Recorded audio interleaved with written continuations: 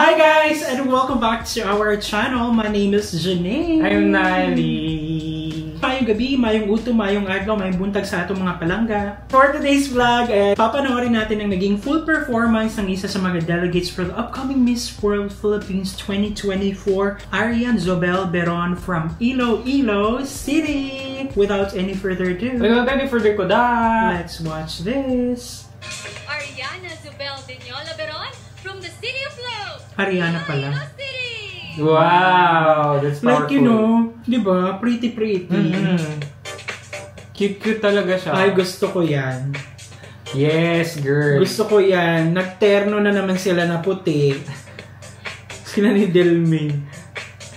Pero gusto ko siya kasi, meron siyang extension. Kasi kung if you don't have the height, at least meron kang napaka-witty nun. And then, ang pretty pa nung flower dito. Diba? Ang ganda. Kahit na white yung kasabayan niya, yung sa kanya is may flowing. May pakpak. So, Tsare. pabongga-bongga. Ay, sige. Oh, the energy. Ang ganda niya dyan.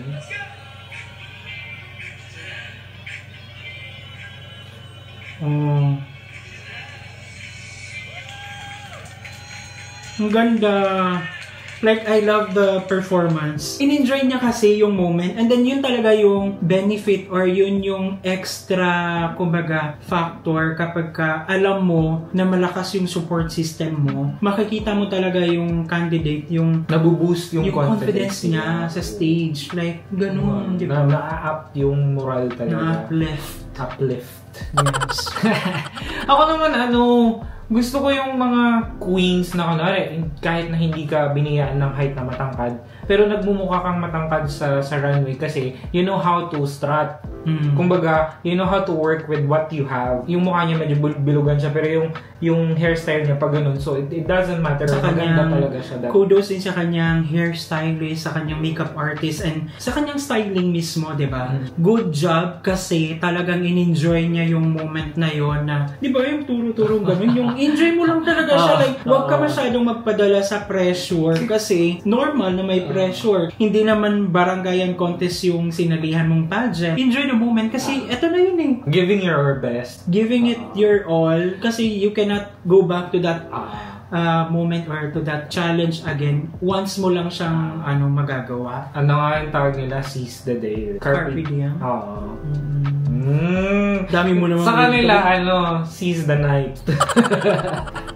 Kasi gabi. Sana ay mas, alam mo yun, lumutang pa si Ariana sa Miss World Philippines, which she did already kasi kasama din siya sa top 12 for this challenge. Yes. Thank you so much at sinamahan nyo kami sa nagdaang reaction video. If you like this video, don't forget to give it a thumbs up. If bago kayo sa ating channel, don't forget to subscribe. Hit that notification bell para updated kayo sa ating mga next uploads. Ayan guys, thank you so much for watching our videos. We have a lot of videos done and we have a lot of videos coming. So keep watching us. See you in the next video. Bye!